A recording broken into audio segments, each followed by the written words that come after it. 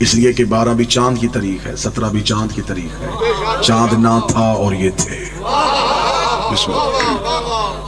یہ چاند کے بعد نہیں، یہ چاند سے پہلے ہے۔ اس نور سے 1,24,000 پسینے کے قطرے گرے، خدا نے ہر قطرے کے صدقے ایک نبی بنا، پسینے کے قطرے گرتے گئے، کوئی آدم صفی اللہ بن گیا، کوئی نوح نجی اللہ بن گیا، کوئی ابراہیم خلیل اللہ بن گیا۔ برابری نبی کی نہ کرنا، تیرا پسینہ گرے بیماریاں بنتی ہے، اس کا پسینہ گرے یوسف جیسے حسین بن۔ زمانہ پریشان ہے، ہم بڑے مطمئن ہیں، اس لیے کہ ہم نے بابا جی محمد رسول اللہ کے فوراً بعد علی ولی اللہ پڑھا دیا ہے۔ یہ میں جملہ تھوڑا اور آسان کر دیتا ہوں، جو نبی کو اٹھاتے تھے اسے صحابی کہتے ہیں، اور جنہیں پیغمبر اٹھاتے تھے انہیں اہل بیت کہتے ہیں۔ بسم اللہ الرحمن الرحیم۔ میرے اہل سنت بھائیوں کے ہاں یہ 12 ربیع الاول ہے، اہل تشیع کے ہاں یہ 17 ربیع الاول ہے۔ میں نے کبھی زندگی میں کسی بھی جگہ پہ جا کے اس بات پہ بحث نہیں کی کہ یہ تاریخ غلط ہے اور یہ تاریخ ٹھیک ہے، اس لیے کہ 12 بھی چاند کی تاریخ ہے، 17 بھی چاند کی تاریخ، چاند نہ تھا اور یہ تھے۔ بسم اللہ۔ یہ چاند کے بعد نہیں، یہ چاند سے پہلے ہے، بلکہ انہی کے پاؤں کے تلووں سے نور لے کو تو چاند کو چاند کی جد ملی۔ لہذا اس بات پہ بحث نہیں ہے کہ 12 ٹھیک ہے یا 17 ٹھیک ہے، عقیدہ یہ ہے کہ نبی کا میلاد ہونا چاہیے۔ تاریخوں کا محتاج میرا رسول نہیں، میلاد پیغمبر ہونا چاہیے۔ عید میلاد النبی، میلاد رسول۔ میلاد فارسی زبان کا لفظ ہے، میلاد کہتے ہیں سالگرہ کو، نبی کی سالگرہ۔ میرے سامنے ماشاءاللہ دانا مجمع ہے اور یہ لفظ کی قدر کرے گا، میلاد نبی منا ہی ہو سکتا ہے جو نبی کو پہلے دن سے نبی مانتا ہو۔ بسم اللہ یا رسول اللہ، بسم اللہ بسم اللہ۔ یہ میلاد رسول ہے، وہی منائے گا جو نبی کو پہلے دن سے رسول اور نبی۔ فرض سے میلاد شروع نہیں ہوتا، میلاد عرش سے شروع ہوتا ہے۔ یہ اعتراض ہے کہ شاید جو علی کا ذکر زیادہ کرتے ہیں وہ نبی کی بات کم کرتے ہیں، یہ غلط اعتراض ہے۔ ہم علی علی کرتے اس لیے ہیں تاکہ زمانے کو نبی نبی کرنے کی تعظیم آ جائے۔ ہم علی کی باتیں زمانے کو اس لیے زیادہ سناتے ہیں، ہم اس لیے زیادہ سناتے ہیں تاکہ زمانے کو پتہ چلے کہ جس کا علی ایسا ہے اس کا نبی کیسا ہو، جس کا غلام ایسا ہے اس کا امام کیسا ہو، جس کے قدموں میں بیٹھنے والا ایسا ہے وہ سردار کیسا ہو۔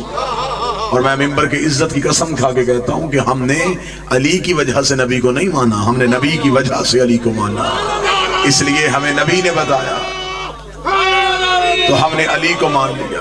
ہم کبھی بھی علی کو نہ مانتے اگر نبی کا حکم نہ ہوتا، خم قدیر پہ نبی ہاتھ نہ اٹھاتے ہم کبھی نہ مانتے۔ نبی نے بازو پکڑ کے دکھا دیا اور قرآن کہتا جو محمد دے وہ لے لو، جس سے روکے اس سے رک جاؤ۔ نبی نے ہمیں علی دیا اور ہم نے لے لیا، اور ہمیں عزت رسالت کر کے بھی ابو طالب کے بیٹے علی ہی نے بتائی ہے کہ نبی کی عزت کیسے کرنی ہے۔ کوفے کا ممبر تھا، نہج البلاغہ میں ہے کہ کوفے کے ممبر پہ علی بیٹھے تھے، ایک یہودی آ گیا، اس نے آ کے علی سے سوال کیا، اس نے یا علی یہ اتنے سوالات کے جواب جو اتنی آسانی سے دے دیتے ہو، یا علی یہ علم کہاں سے سیکھا ہے، یہ علم کہاں سے پڑھا ہے، یا علی ہمیں بتا تو نے کہاں سے سیکھا اور کہاں سے پڑھا۔ علی کہہ سکتے تھے یہ میرا علم ہے، علی کہہ سکتے تھے یہ میرا شعور ہے، علی کہہ سکتے تھے یہ میری امامت کی وجہ سے ہے۔ علی کے جملے آج بھی نہج البلاغہ میں ہیں۔ اللہ یہودی کو دیکھ کے فرمایا ھذا صفۃ العلم، ھذا لعاب رسول اللہ، یہ جو میرے سینے میں علم ہے یہ رسول کے لعاب چوسنے کی وجہ سے ہے، یہ رسول کے زبان چوسنے کی وجہ سے ہے۔ اتنا جملہ کہنا تھا، یہودی نے علی کے قدموں پہ ہاتھ رکھا، ہاتھ رکھ کے اب مجھے کلمہ پڑھوا دیجئے۔ اللہ دیکھے گا اب کلمہ کیوں پڑھا ہے، اس نے کہا میں نے تیرا نبی دیکھا نہیں ہے، علم تیرا دیکھا ہے، لیکن کلمہ اس لیے پڑھنے لگا ہوں جس کا شاگرد ایسا ہے وہ استاد کیسا ہوگا، جس کا غلام ایسا ہے وہ نبی کیسا ہوگا۔ اس نے علی کے قدموں پہ ہاتھ رکھ کے کلمہ پڑھا، یا ایک شخص اٹھ کے کھڑا ہو گیا، اس نے کہا اچھا یا علی آج سمجھ میں آیا یہ علم آپ کا ذاتی نہیں، یہ تو رسول کے لعاب کی وجہ سے ہے۔ پھر علی تمہارا کمال تو نہیں، یہ کمال تو ہمارے نبی کے لعاب کا ہے۔ علی جلال میں اگلے جاہل نہ پر ابھی لعاب بولا ہے، لہو نہیں بولا۔ بسم اللہ بسم اللہ، ابھی لعاب بولا۔ اللہ اکبر، یا رسول اللہ صلی اللہ علیہ وسلم،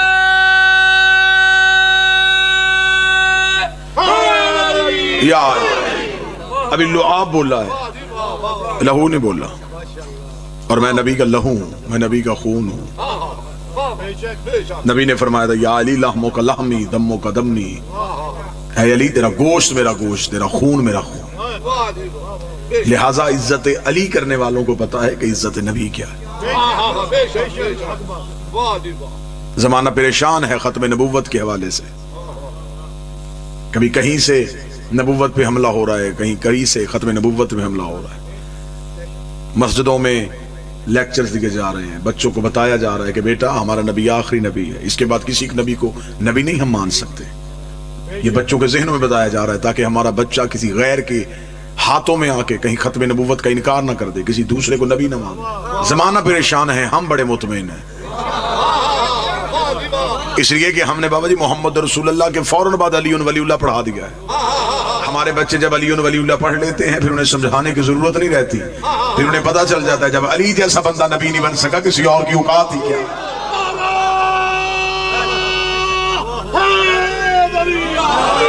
ختم نبوت کی سب سے بڑی دلیل کا نام علی ولی اللہ۔ لہذا ہم شیعہ سنی کیونکہ یہ مشترکہ اجتماع ہے، مشترکہ رونق ہے، اللہ اس رونق کو ہمیشہ یوں ہی سلامت رکھے۔ اللہ مرد فقیر کا سایہ ہمیشہ آپ کے سر پہ سلامت رکھے۔ اللہ بادشاہ جی کیوں اس قوم کے سر پہ ہمیشہ سلامت رکھے۔ روحانیت کی فضا میں رہنے والے لوگ ہو، مولوی سے زیادہ فقیر کو ماننے والے لوگ ہو، اور وہاں کبھی دہشت گردی نہیں ہوتی جہاں فقیر کا راج، جہاں کوئی نہ کوئی علی کا بیٹا ولی کی حیثیت سے موجود ہو۔ لہٰذا شیعہ سنی جتنے مشترکہ احباب تشریف فرمائیں، ہمارے جھگڑے ہیں نبوت کے بعد، نظریات کا اختلاف ہے نبی کے بعد۔ نبی کے بعد کسی نے خلافت کو ماننا، کسی نے امامت کو ماننا، یہ ہر ایک کے اپنے شعور کی بات ہے، اس بات پہ کوئی جھگڑا نہیں ہے، لیکن نبی تک تو ایک ہے، نبوت تک تو سارے ایک ہے نا جی۔ نبی کے بعد کسی نے خلافت کو تسلیم کر لیا، کسی نے امامت کو تسلیم کر لیا، کوئی صحابہ کو مانتا ہے، کوئی اہل بیت کو مانتا ہے، فرق یہ بھی زیادہ نہیں ہے، بات صرف تھوڑی سمجھنے والی ہے۔ جو نبی سے پیار کرتے تھے انہیں صحابی کہتے ہیں، جن سے نبی پیار کرتا تھا انہیں اہل بیت کہتے ہیں۔ یہ میں جملہ تھوڑا اور آسان کرتا ہوں، جو نبی کو اٹھاتے تھے اسے صحابی کہتے ہیں، اور جنہیں پیغمبر اٹھاتے تھے انہیں اہل بیت کہتے ہیں۔ اگر کوئی موسم کی وجہ سے نہیں بول سکا جملہ اور آسان کر دیتا ہوں، جو نبی کے تھے وہ صحابی تھے، جو نبی سے تھے وہ اہل بیت تھے۔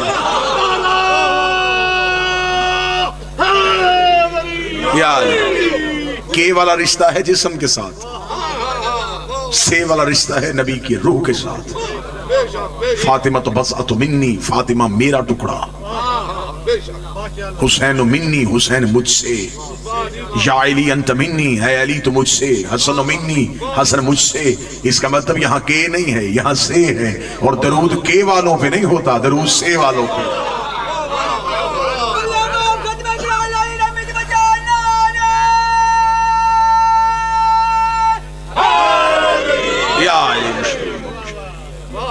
لہذا نبی کو نبی عزت اسلام کی چاہتے ہیں تو ہمیں عزت نبی کی کرنا پڑے۔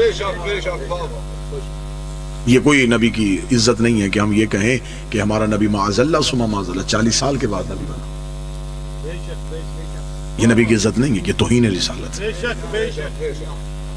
جب میں یہاں پہنچا میں تب بھی خطیب تھا، میلاد میں دیر تھی، 2-3 گھنٹے مجھے آرام کا موقع مل گیا، جب تک میں کمرے میں بیٹھا رہا میں تب بھی خطیب تھا۔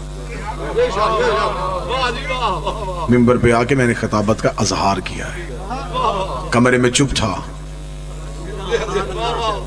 سننے والا کوئی نہیں تھا، منبر پہ بول رہا ہوں کیونکہ سامنے مجمع ہے۔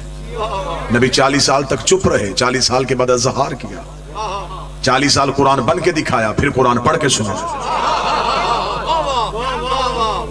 عرب کے جاہلوں سے منوانا تھا، برتن بڑے گندے تھے، لا الہ الا اللہ کہاں رکھا تھا، پہلے انہیں طاہر کیا پھر انہیں بتایا۔ اس کا مطلب یہ نہیں کہ معاذ اللہ نبی نہیں تھے، نبی تھے، نبی آ کے نہیں بنتا، نبی بن کے آتا ہے۔ جو ہو نہ اور بن بیٹھے وہ نبی نہیں ہوتا۔ اب یہ نبی کب سے ہے؟ آئیے ہم آپ کو بتائیں کہ جب علی ولی اللہ پڑھنے والے، جب علی کے نوکر عقیدہ رسالت پڑھے تو پھر کیسے پڑھتے ہیں؟ اب آپ ہم سے پوچھیں کہ ہم نبی کو کب سے نبی مانتے ہیں؟ جب کب بھی نہیں تھا۔ کب کا تعلق ہوتا ہے وقت سے، وقت ابھی بنا ہی نہیں تھا، ربیع الاول کا تو بھی وجود ہی نہیں تھا، ربیع الاول چاند کی وجہ سے ہے، چاند تو ابھی خلق ہی نہیں ہوا تھا، چاند روشنی سورج سے لیتا ہے، سورج تو ابھی آیا ہی نہیں تھا، سورج آسمان پہ چمکتا ہے، آسمان ابھی اٹھایا ہی نہیں گیا تھا، کائنات ابھی خلق ہی نہیں ہوئی تھی، زمانے میں کچھ بھی نہیں تھا۔ میں کیا کہوں، جس نے یہ لکھا کہ زمانے میں اندھیرا تھا اس نے بھی غلطی کی، اندھیرا بھی مخلوق ہے، سناٹا بھی مخلوق ہے، کچھ بھی نہیں تھا۔ میری زبان جبریل کی طرح کانپ کے پیچھے رہ جاتی ہے، میں کیا کہوں کہ کیا تھا اور میرا نبی تھا۔ پھر اگر شیعہ سنی بیٹھے تو میں ایک سطر کہنے لگا ہوں، ایک بنانے والا تھا، ایک بننے والا تھا، ایک عزت دینے والا تھا، ایک عزت پانے والا تھا۔ کبریائی اپنی تنہائی میں تھی، وحدت اپنی وحدت میں تھی۔ کہتا بھی تو اللہ ہے تو کسے کہتا؟ اس نے چاہا کہ کسی کو تو پتا چلے کہ میں خدا ہوں، پھر اس نے اپنے ہی نور سے ایک نور کو علیحدہ کیا۔ اب جو میلاد عرش سے سننا چاہتے ذرا سمجھو، اس نے اپنے ہی نور سے ایک نور کو علیحدہ کیا، اس نے نور کو علیحدہ کر کے کہا اب تو نے جا کے بتانا ہے کہ میں ہوں۔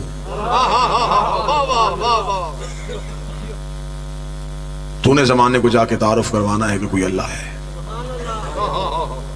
اس نور کو اپنے نور سے علیحدہ کر کے اس نے اس نور کو مقدس ترین پردوں میں رکھ دیا۔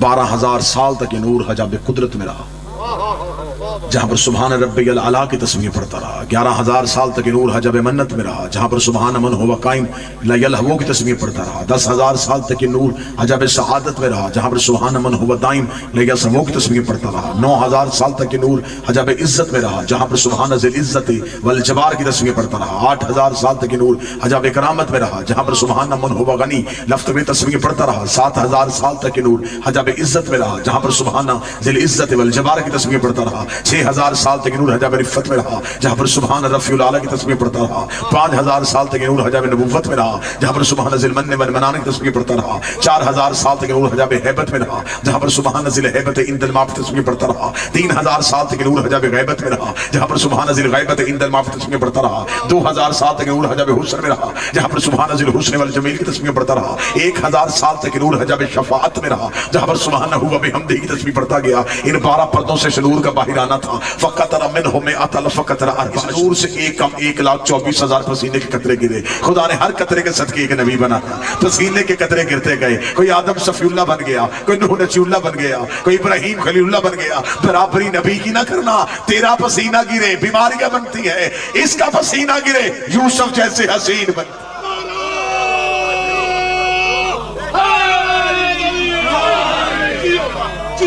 بسم اللہ۔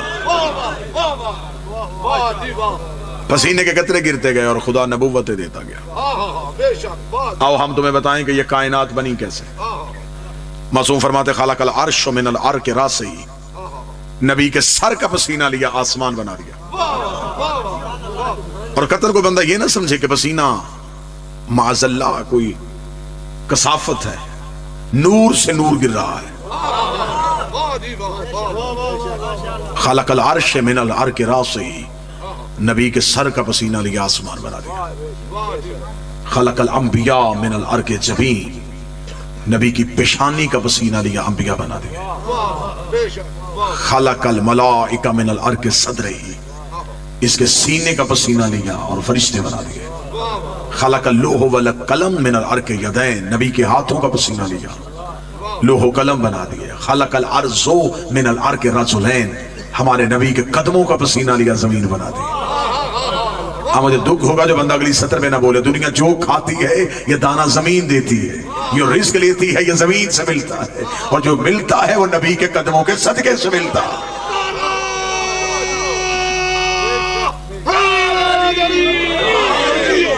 اب یہ سب کچھ کیوں بنایا؟ اس لیے بنایا، آواز آئی میں نے تجھے بنایا اپنے لیے، تجھے بنایا میں نے اپنے لیے، اب جو بناؤں گا، اب تو جو میری طرف کیجئے گا سر، تجھے بنایا میں نے اپنے لیے، اب جو بھی بناؤں گا وہ تیرے لیے بناؤں گا۔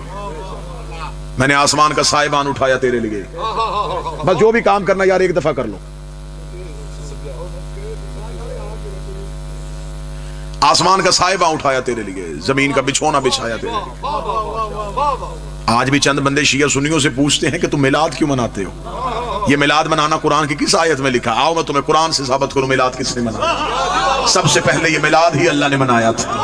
خدا نے کہا میں نے زمین کی دری بچھائی ہے تیرے لیے، میں نے آسمان کا سائبہ لگایا ہے تیرے لیے، میں نے سورج کی لائٹ رکھی ہے تیرے لیے، میں نے چاند میں روشنی رکھی ہے تیرے لیے، میں نے ستاروں میں چمک رکھی ہے تیرے لیے، میں نے ہواؤں میں ترنم رکھا ہے تیرے لیے، میں نے دریا کو روانی بخشی تیرے لیے، میں نے سمندر کو طغیانی دی تیرے لیے، میں نے بادل کو شور دیا تیرے لیے، میں نے ہواؤں کو زور دیا تیرے لیے، میں نے کلیوں میں چٹک رکھی تیری محبت کے لیے، میں نے سبزے میں لہک رکھی تیرے پیار کے لیے، میں کائنات میں جو جو بناتا گیا وہ تیرے لیے بناتا گیا، کائنات میں جو جو سجاتا گیا وہ تیرے لیے سجاتا گیا۔ تجھے میں نے صرف اپنے لیے بنایا تھا، پھر کائنات کا ذرہ ذرہ میں نے تیرے لیے بنایا، کائنات کا ذرہ ذرہ میں نے تیری محبت میں بنایا۔ ابھی یہاں پہ کوئی آئے گا اور وہ آ کے دیکھے گا کہ یہاں لائٹیں ہیں، یہاں ساؤنڈ ہے، یہاں دریاں ہیں، یہاں سائبہ ہے، کوئی پوچھے گا کیا ہو رہا ہے، آواز آئے گی یہاں میلاد ہو رہا ہے۔ وہی بندہ کل یہاں پہ آئے گا، نہ کلین ہوگا، نہ سائبہ ہوگا، نہ ممبر ہوگا، نہ روشنیاں ہوگی۔ وہ کہے گا جو کل رونق تھی وہ کہاں گئی؟ وہ کہیں گے رونق تھی میلاد کی وجہ سے، میلاد ختم ہو گیا، رونق ختم ہو گئی۔ میرے اللہ تو نے کہا زمین بچھائی ہے نبی کے لیے،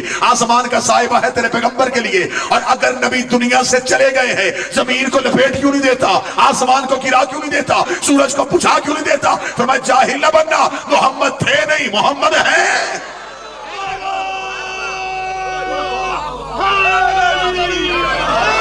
نبی تھے نہیں، نبی ہیں۔ اور جو آج کہتا ہے کہ معاذ ثم معاذ اللہ نبی دنیا سے چلے گئے، وہ بھی اپنی اذان میں کہتا ہے اشہد ان محمد رسول اللہ، میں گواہی دیتا ہوں محمد اللہ کے رسول ہیں، تھے نہیں۔ اگر تو نے نبی کو حاضر نہیں ماننا پھر اذان بدل، جرت کر مسجد کے سپیکر میں کہے کہ محمد اللہ کے رسول تھے۔ اگر وہ تھے ہوتے تو کائنات غرق ہو جاتی،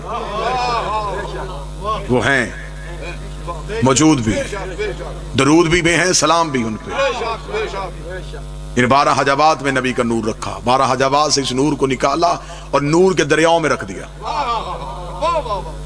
خدا نے نور کے دریا خلق کیے، اس نور کو دریاؤں میں اتار دیا، دریا زہد میں، دریا زہد سے دریا کرم میں، دریا کرم سے دریا تقوی میں، دریا تقوی سے دریا جود میں، دریا جود سے دریا سخا میں، دریا سخا سے دریا حلطہ میں، دریا حلطہ سے دریا رحمت میں، دریا رحمت سے دریا شفاعت میں، دریا شفاعت سے دریا حسن میں۔ مقدس دریاؤں سے عبور کرتا کرتا یہ نور صلب آدم میں آیا۔ اب مجھے اگلی سطر پہ پتہ لگے گا کتنا مجمع جاگ رہا ہے۔ صلب آدم میں اس نور کا آنا تھا، آواز آئی فرشتوں کو اب کرو سجدہ۔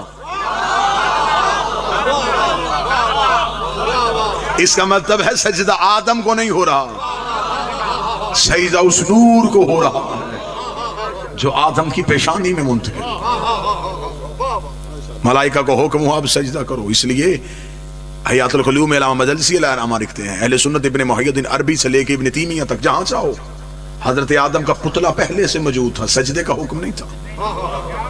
یہ نہیں کہ خدا نے فوراً آدم کا پتلا تیار کیا اور فوراً سجدہ کروا دیا، نہیں، آدم کا پتلا پہلے سے تھا لیکن سجدے کا حکم نہیں تھا۔ ملائکہ گزرتے تھے آدم کے پتلے کو دیکھتے تھے لیکن انہیں پتا نہیں تھا یہ کس لیے۔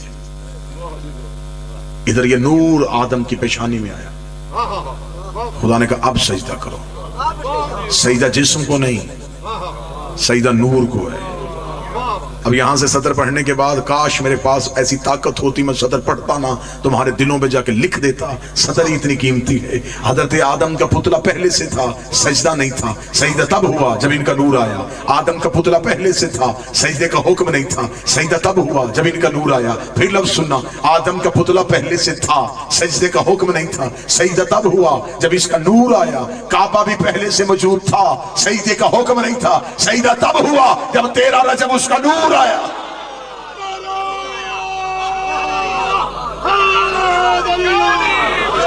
وہاں بھی نور کو سجدہ،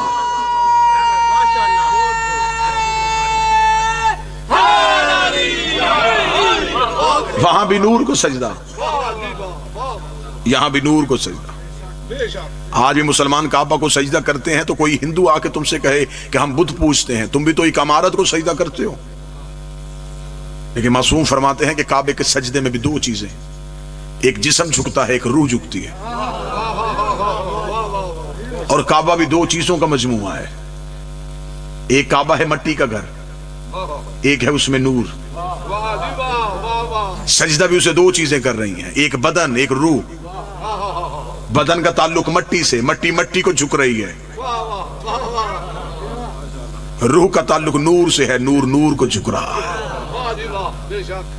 صلب آدم میں اس نور کا آنا تھا, خدا نے اسے صلب آدم سے صلب شیش میں منتقل کیا.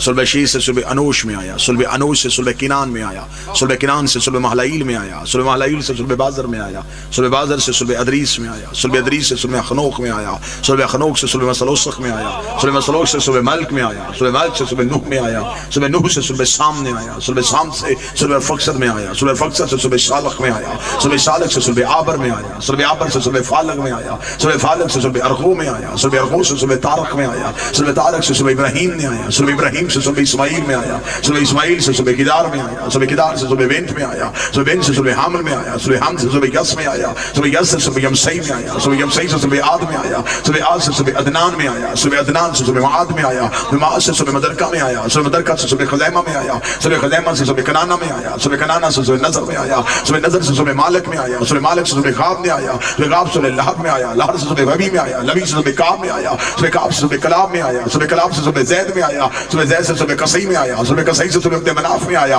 صلب عبد مناف سے صلب حاشم میں آیا, صلب حاشم سے صلب عبد المطلب میں آیا, صلب عبد المطلب میں پہنچ کے دو برابر حصوں میں تقسیم ہو گیا. ایک صلب عبداللہ میں چلا گیا, ایک صلب ابو طالب میں چلا گیا. جو صلب عبداللہ میں آیا محمد رسول اللہ بن گیا, جو صلب ابو طالب میں آیا علی و ولی.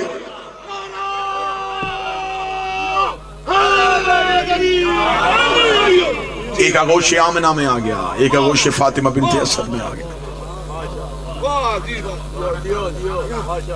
ایک صلب عبداللہ میں, ایک صلب ابو طالب میں. اور جو صلب عبداللہ میں گیا وہ بھی صلب عبداللہ سے ہو کے آغوش ابو طالب میں آ گیا. اب ابو طالب کی گود میں دو حجتیں ہیں.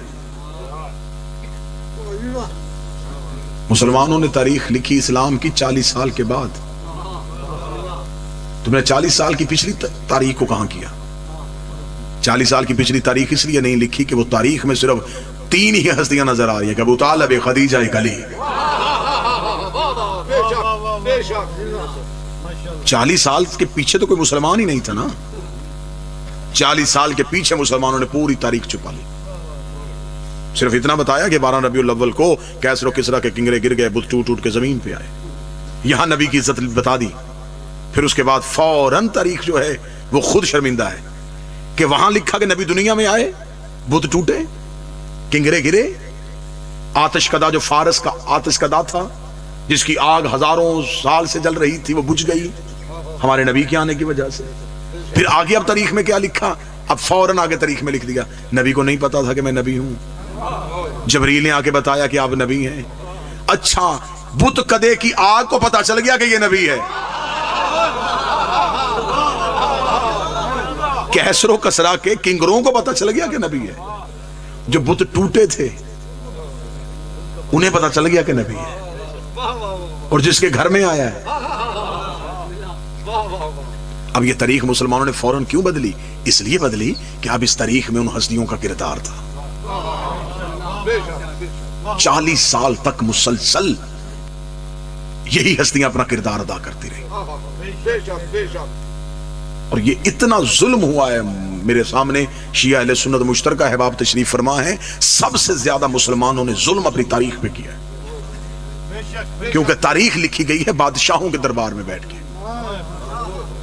تاریخ لکھی گئی ہے درہم و دینار کی پوٹلیاں لے لے کے. اور بادشاہ چاہتے تھے کہ نبی کے خاندان کا ذکر کم سے کم ہو. اب یہ درد دل ہم کہاں بیان کریں؟ اگر یہ مشترکہ مجمع میں بیان نہیں کرنا تو کہاں بیان کریں؟ لہذا جو میرے اہل سنت بھائی ہیں ایک لمحے کے لیے مسلمان ہو کے سنیے گا, ایک لمحے کے لیے مسلمان ہو کے سنیے گا. یہاں اب حضرت ابو طالب کا نام مٹانے کے لیے فردی نام تراشے گئے. یہاں لکھا گیا کہ یہ نبی کو دودھ پلاتی تھی اور نبی نہیں تھے. 40 سال کے بعد نبی بنے. میرے اہل سنت بھائی جو بیٹھے ہیں وہ آج کے بعد اس بات کی تحقیق کرے, وہ جا کے پوچھے علماء سے کہ ہمیں بتائیں اس بی بی جو دودھ پلاتی تھی اس کا مذہب کیا تھا. اگر وہ کہیں گے مسلمان تھی تو آپ پوچھئے گا کہ کس کے مسلمان تھی؟ نبی تو خود نبی نہیں. موضوع پسند نہیں ہے تو میں جملے تبدیل کریں.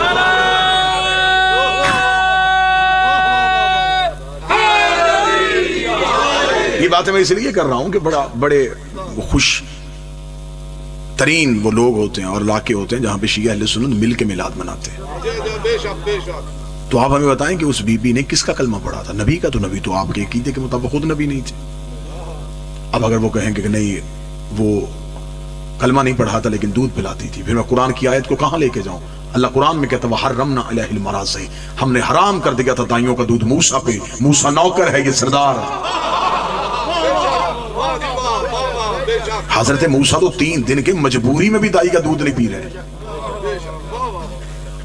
تو پھر یہ دودھ سردار نے کیسے پی لیا؟ پھر اس کا مطلب ہے یہ نام اس لیے تراشا گیا. اگر یہ نام نہ لکھتے پھر بتانا پڑتا کس نے پالا.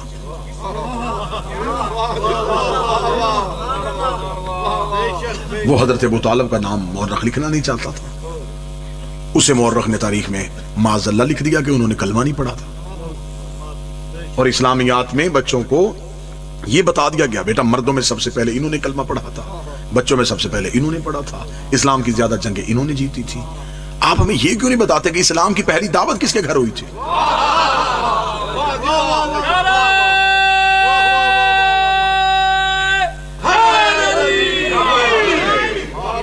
کہ اسلام کی پہلی دعوت کس کے گھر میں ہوئی؟ یہ دعوت العشیرہ جو اللہ نے کہا کہ ان کو دعوت ایمان دے، اس کا مطلب جنہیں دی جا رہی ہے وہ کافر ہیں، اور جن کے گھر میں ہو رہی ہے وہ صاحبان ایمان ہیں. یہ اسلام کی پہلی دعوت مورخین نے بلا تفریق مذہب و ملت، کوئی میرا سنی بھائی یہ سمجھ کے نہ سنے کہ یہ شاید شیعہ کتابوں میں لکھا اور ہماری کتابوں میں یہ باتیں ثابت نہیں ہے. آپ جتنی کتابیں چاہیں گے ابن خلدون سے لے کے ڈاکٹر طاہر القادری تک، ان کا میزان لکھا ہے یہ اسلام کی پہلی دعوت حضرت ابو طالب کے گھر میں ہوئی. مجمع میرے سامنے پنچایت کی صورت میں موجود ہے، جن کی آنکھوں میں نیند نہیں اور چہرے پہ موسم کا اثر نہیں. وہ مجھے بول کے بتائیں گے کہ ابو طالب کا گھر کہاں تھا؟ کہتے مکہ میں. اللہ کا اپنا گھر کہاں تھا؟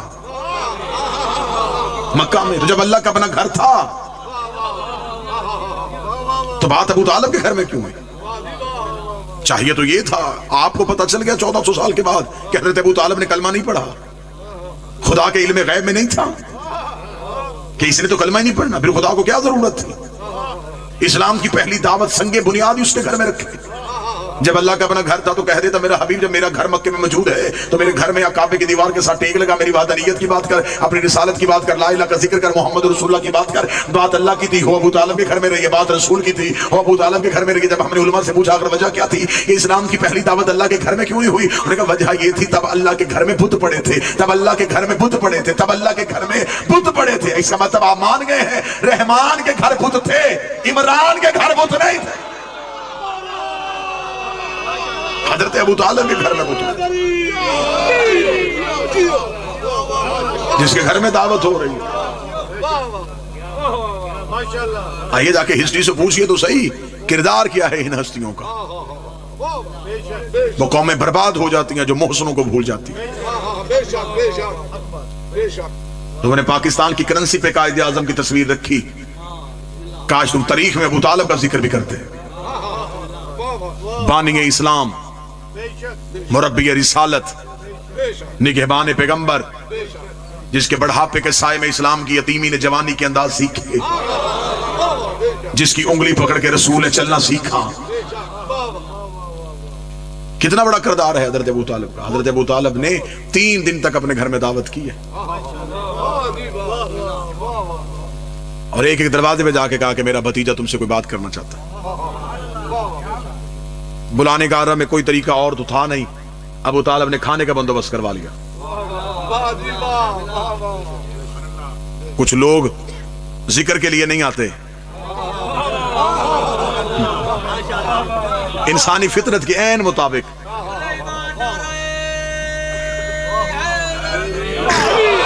لالچ سے خوراک رکھا گیا.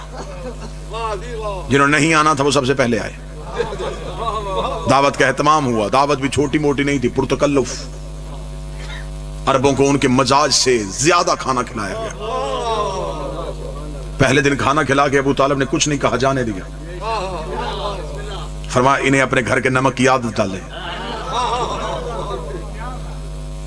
دوسرے دن پھر آ گئے، آتے ہوئے اور لوگوں کو ساتھ لائے. تیسرے دن مجمع زیادہ ہو گیا. آج رسالت باب نے چچا کی ہوا کے دامن کو تھاما. تھام کے کہا چچا بات میری کوئی نہیں سنتا. فرمایا آپ بتائیں سنانا کب چاہتے ہیں؟ رسالت امام نے فرمایا ہم چاہتے ہیں کہ آج بات ہو ہی جائے. فرمایا پھر آج کوئی نہیں جائے گا. اب کتابیں کہتی ہیں کہ حضرت ابو طالب نے جب سب کھانا کھا چکے پوچھا کسی اور کو کوئی طلب؟ کہنے ابو طالب تو نے تو اتنا کھلا دیا 3 دن سے, ہم تو تیرے ممنون ہیں, ہم تو تیرے مقروض ہو گئے. ابو طالب نے کہا اب ابھی قرضہ واپس لیتے. کیا کرنے لگا ہے؟ فرمایا میرا بھتیجا تم سے کوئی بات کرے گا. ان کو خبر تھی کہ اب نبی کیا کہنے والے ہیں. یہ اٹھنے کا ارادہ کر رہے تھے. ابو طالب نے اپنی ابا کو کھولا, تلوار کو نیام سے کھینچا, گھر کے بیرونی دروازے پر اپنی تلوار کی نوک کو رکھ کے کہا آج کوئی نہیں جائے گا جب تک وہ نہ بولے. ہوش کو خاموش ہو جاؤ. اتنا کہنے کے بعد نبی کے چہرے پہ نظر مار کے حضرت ابو طالب نے کہا قم یا سیدی و یا مولایا, اٹھو میرا سید, اٹھو میرا مولا. فتکلم مما تحبون, اور کہہ دے وہ جو تو چاہتا ہے. وبلغ رسالتہ من ربک, اور پہنچا وہ رسالت جو تیرے رب نے تجھ پہ نازل کی ہے. ابو طالب کا جملہ کہنا تھا خدائی جھوم گئی. خدا نے کہا ابو طالب تو نے تو توحید پہ قرضہ کر دیا, تو نے 40 کافروں میں میرے نبی کو مولا کہہ دیا, میرے نبی کو سید کہہ دیا. میں 1.25 لاکھ حاجیوں میں اسی نبی کے ہاتھوں تیرے علی کو مولانا کہلواؤں, مجھے خدا نہ کہہ.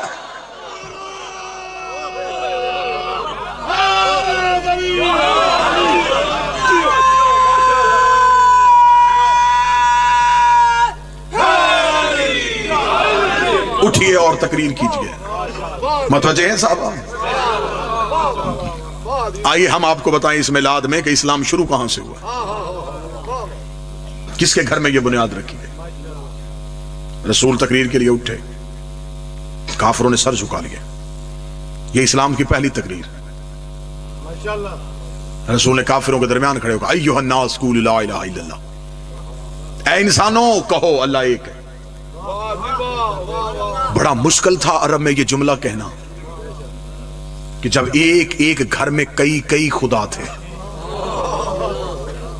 ان کے سامنے کہنا کہ اللہ ایک ہے. رسالت امام کا یہ جملہ نہیں تھا, کافروں کے سینے پہ خنجر چلا. کیا اللہ ایک ہے؟ سر اٹھا کے دیکھا, جب دروازے کی طرف دیکھا تو ابو طالب تلوار لے کے کھڑے. بابا چہرہ موڑ کے کہتے ہیں تجھے کس نے بتایا ہے کہ اللہ ایک ہے؟ فرمایا میں اس کا رسول ہوں. چند بوڑھے سردار اونچی آواز میں کہکا لگایا. کہکا لگا کہتے ابو طالب مبارک ہو, آج کے بعد بھتیجے کی اطاعت کرے گا. یہ کیا کہہ رہا ہے تیرا بھتیجا, یہ عبداللہ کا بیٹا کیا کہہ رہا ہے؟ یہ کہہ رہا ہے کہ میں نبی ہوں, یہ ہمارے درمیان رہا ہے اور اب یہ کہہ رہا ہے کہ میں نبی ہوں. اب اس کی نبوت کو مانے, کیا گواہی ہے کہ یہ نبی ہے؟ ابھی اتنا کہنا یہ پیچھے سے علی کی آواز آئی اشہد ان لا الہ الا اللہ, میں گواہی دیتا ہوں کہ وہ اللہ ہے, میں گواہی دیتا ہوں یہ اس کا رسول ہے. رسول نے کہا میں گواہی دیتا ہوں یہ میرا جانشین ہے. اس کا مطلب آج پوری دنیا میں جو مسلمان کلمہ پڑھتے ہیں لا الہ الا اللہ محمد رسول اللہ, یہ علی کی سنت ہے. علی ولی اللہ کہنا نبی کی سنت. بسم اللہ. ہم گواہی دیتے ہیں, میں گواہی. آؤ اسلام میں کردار تو دیکھو کن ہستیوں کا کردار ہے. علی اٹھے, علی نے کہا میں گواہی دیتا ہوں. رسول کہہ رہے ہیں اللہ ایک ہے, علی پیچھے سے کہہ رہے ہیں ہاں اللہ ایک ہے. آگے محمد رسول اللہ ہے, پیچھے علی ولی اللہ ہے. اب میں جملہ بدل کے کہنے لگا اور جملہ آپ کے ذہنوں کو جگا دے گا. ابو طالب کے دونوں بیٹوں نے پورے کفر کو گھیر لیا. آگے محمد رسول اللہ, پیچھے علی ولی اللہ. آگے دیکھے تو محمد نظر آتا ہے, پیچھے دیکھے تو علی نظر آتا ہے. فرمایا یہاں سے مان کے جاؤ. مسلمانوں نے یہ اپنی تاریخ کے جملے چھپا دیے, جبکہ یہ انتہائی اہم چیپٹر تھا. اسے دینیات کا حصہ بننا چاہیے تھا. یہ پڑھایا جاتا لیکن چھپا دیا. صرف کیوں؟ اس میں وہ کردار نظر نہیں آ رہے جنہیں مسلمان منوانا چاہتا ہے, اور وہ کردار نظر آ رہے ہیں جن کو وہ منوانا نہیں چاہتا. مسلمانوں نے اپنی یہ جو نوجوان بیٹھے ہیں, کیونکہ اب آپ کے لیے مشکل نہیں ہے دین پہ ریسرچ کرنا, آپ کی انگلیوں کے نیچے دنیا کی لائبریریاں ہیں. اب آپ کتاب پڑھنے کے لیے مولوی کے محتاج نہیں ہیں. آپ مطالعے کا شوق پیدا کیجئے, اور آپ اسلام کی ہسٹری کو ڈھونڈنا چاہیں تو سب سے زیادہ اسلام کی ہسٹری کو جو کلیکٹ کیا وہ رومن امپائرز نے کیا.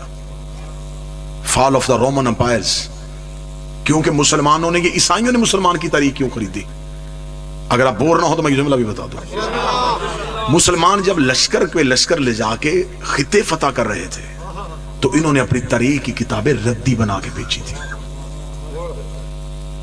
جب مسلمانوں کے جب یہ جاتے تھے اور دوسرے بادشاہ پہ حملہ کرتے تھے، اس کے کتب خانے چوری ہوتے تھے، جلا دیے جاتے تھے، تو مسلمانوں کی یہ پوری تاریخ کی کتابیں جو کلمی نسخے تھے جو ہاتھوں سے لکھے ہوئے تھے، یہ یا دریا میں بہا دیے گئے یا یہ ردی بنا کے بیچ دیے گئے. اور یہ سب خریدے عیسائیوں نے. اور آج بھی ہالینڈ میں ایک شہر ہے ڈچ اس کا نام ہے، سب سے پہلے عیسائیوں نے جو ایک پریس بنایا تھا وہ سب سے پہلے اس شہر میں بنایا تھا، اور انہوں نے سب سے پہلے مسلمانوں کی تاریخ دوبارہ چھاپی.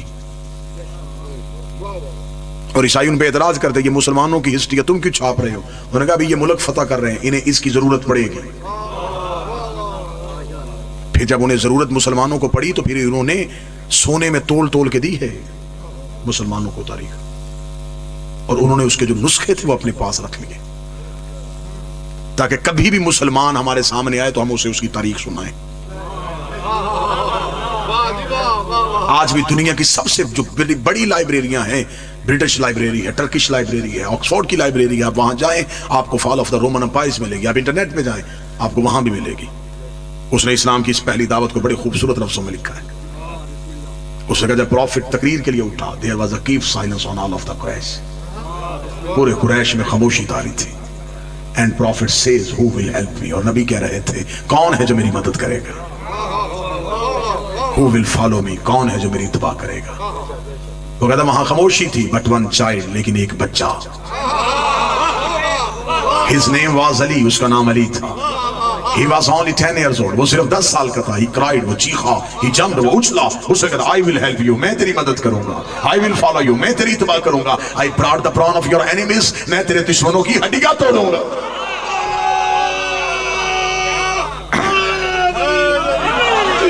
انہوں نے لکھا اسلام کی ہسٹری.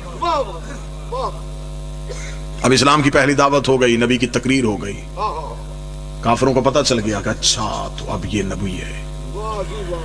اس سے پہلے کہ کافر اپنے گھروں میں جا کے پروگرام بناتے، حضرت ابو طالب نے نبی کی تقریر ختم ہونے کے بعد نبی کا ہاتھ پکڑ کے وہاں لے گئے جہاں چاروں بیٹے بیٹھے تھے. فرمایا آج کے بعد تمہارے ذمے ہے اس کی حفاظت کرنا. اور تمہیں بتائیں کہ اسلام کے محسن کون ہے؟ خطرے کے بستر پہ اپنا اٹھایا اور نبی کے بستر پہ سلایا. یہ جو علی ہجرت کی رات مطمئن ہو گئے سو گئے تھے، یہ بچپن کی عادت تھی. علی کو موت سے اس لیے ڈر نہیں آیا، باپ نے تربیت میں رکھا تھا. خطرے کے بستر پہ کبھی جعفر کو اٹھایا، محمد کی جگہ پہ سلا دیا، کبھی عقیل کو سلا دیا، کبھی طالب کو سلا دیا. میرا قتل ہو جائے، نبی پہ تلوار نہ چلے. عرب کا کلچر ہی نہیں تھا کہ کوئی چچا اپنا بیٹا بھتیجے پہ قربان کرتا. بیٹا جب بھی قربان ہوتا ہے عقیدے پہ ہوتا ہے. حضرت ابو طالب نے بستر بدل کے زمانے کو بتایا محمد میرے بھتیجے کا نام نہیں، میرے عقیدے کا نام. دو ہستیوں نے احسان کیا ہمارے نبی پہ، ایک حضرت عمران اور ایک جناب خدیجہ الکبریٰ. یہ نور دنیا میں اتر آیا اور اللہ قرآن میں کہتا یریدون لیطفئوا نور اللہ بافواہہم. خدا کہتا چاہتے ہیں کچھ لوگ کہ وہ اللہ کے نور کو اپنی منہ کی پھونکوں سے بجھائے. اللہ مطمع نوری، لیکن اللہ اپنے نور کو پورا کرے گا. واللہ کرہ الکافرون، چاہے یہ بات کافروں کو بری کیوں نہ لگے. اور یہ لفظ اللہ نے قرآن میں سورہ مبارکہ توبہ میں خدا نے کہا اللہ یہ لوگ چاہتے ہیں نور کو منہ کی پھونکوں سے بجھائیں. جب بھی منہ کی پھونک سے کسی روشنی کو بجھانے کا خیال ذہن میں آئے تو جو پہلی تصویر ذہن میں آتی وہ چراغ کی آتی، کیونکہ چراغ کی روشنی وہ ہے جسے پھونکوں سے بجھایا جا سکتا ہے. تو میرا مالک اس کا مطلب ہے کہ تو کچھ چراغ بھیج رہا ہے جسے دنیا بجانا چاہتی ہے. میں وہ چراغ ڈھونڈ رہا تھا کہ وہ چراغ کون سا ہے، کہ جو میں نے آیت پڑھی اسی سے پتہ چل گیا. خدا نے کہا سراج منیرا، میرا حبیب میں نے تجھے روشن چراغ بنا کے بھیجا. اور پھر اس چراغ کی حفاظت کی ذمہ داری دی ابو طالب کو. پھر میر مونس نے کہا تھا فنوس بن کے جس کی حفاظت ہوا کرے، وہ شمع کیا بجھے جسے روشن خدا کرے. پھر حضرت ابو طالب نے ایسی حفاظت کی ہے، ایسی حفاظت کی ہے ابو طالب نے کہ رسالت کی طرف کسی کی آنکھ نہیں اٹھنے دی۔ اہل سنت کتاب سے ڈاکٹر تعلق قادری صاحب کی کتاب ہے مومن قریش، اس سے ایک حوالہ لے کے آپ کو ایک واقعہ سنا کے یہیں سے آپ کی زحمتیں تمام کر دیتے۔ رسالت مآب کی ظاہری طور پہ عمر ابھی 5 سال تھی، متوجہ ہیں صاحب؟ مکے میں قحط پڑ گیا۔ قحط کیوں پڑا؟ بارش نہیں ہوئی، بارش نہ ہونے کی وجہ سے، خشک سالی کی وجہ سے قحط پڑ گیا۔ لوگ پریشان ہو گئے، غریب آئے سرداروں کے پاس، سرداروں نے ایک ہنگامی میٹنگ بلائی اور میٹنگ بلا کے انہوں نے کہا کہ ایسے کرتے ہیں کہ اپنے اپنے بتوں کی پوجا کرتے ہیں، اور ایسے کرتے ہیں یہ پوجا بھی انفرادی نہیں اجتماعی کرتے ہیں۔ ایک دن رکھ لیتے ہیں دعا کا، ہر قبیلہ اپنا اپنا بت لے کے آئے۔ اور آپ نوجوانوں کو سمجھانے کے لیے، بزرگ بہتر جانتے ہیں، یہ عربوں کی تہذیب تھی، یہ دوسرے قبیلے کا خدا بھی نہیں پوچھتے تھے۔ ان میں حسد بہت زیادہ تھا، بغض بہت تھا ان میں، یہ دوسرے کا خدا نہیں پوچھتے تھے، یہ خدا اپنا بناتے تھے۔ امیروں کا خدا بھی امیر ہوتا تھا، غریبوں کا خدا بھی غریب ہوتا تھا۔ اب آپ کے ذہن میں آئے گا کہ امیروں کا خدا امیر کیسے؟ جو امیر خدا ہوتا تھا اس کو سونے کے کنگن پہنائے جاتے تھے، غریب آٹا چاول لے کے بھی خاموش ہو جاتا تھا۔ امیروں کے خدا علیحدہ، غریبوں کے خدا علیحدہ۔ انہوں نے کہا نہیں جی اب کوئی نہیں، اب جو ایک دن مقرر ہو سارے اپنے اپنے خدا لے کے آئیں گے، سارے بت رکھیں گے، آگے اکٹھے ہو کے بیٹھیں گے، بتوں کی پوجا کریں گے، ان سے اجتماعی طور پہ منت کریں گے، بارش ہو جائے گی۔ ایک بوڑھا اٹھ کے کھڑا ہو گیا، اس نے کہا ہاشمی کسے لے کے آئیں گے؟ میں واقعہ نہیں سنانے لگا، پوری تاریخ یوں بند کر کے آپ کو دینے لگا۔ ہاشمی کسے لے کے آئیں گے؟ اس لیے کہ ہاشمیوں نے آج تک نہیں بتایا کہ وہ کس کی پوجا کرتے، ہاشم نے کبھی نہیں بتایا کہ وہ کسے مانتا ہے، عبد المطلب نہیں بتا کے گیا کہ اس کا خدا کون ہے۔ تو اگر آج سارے خدا باہری آنے ہیں تو آج تو پتہ چلے گا، اور اگر ان کا کوئی خدا نہ ہوا تو پھر ہم کہیں گے یہ بغیر لا مذہب ہے، یہ کوئی خدا مانتے ہی نہیں، ان کے ہاں خدا کا تصور ہی نہیں۔ پورے 70 سرداروں میں سے 7 سردار چنے کہ تم جاؤ ان کے گھر۔ 7 سردار اکٹھے ہو کے حضرت ابو طالب کے گھر آئے، دستک دی، اندر سے رئیس مکہ باہر آئے۔ اور عرب کا کوئی اجتماع ان کے بغیر ہو نہیں سکتا تھا، کیونکہ وہ سارے کمی تھے یہ سردار۔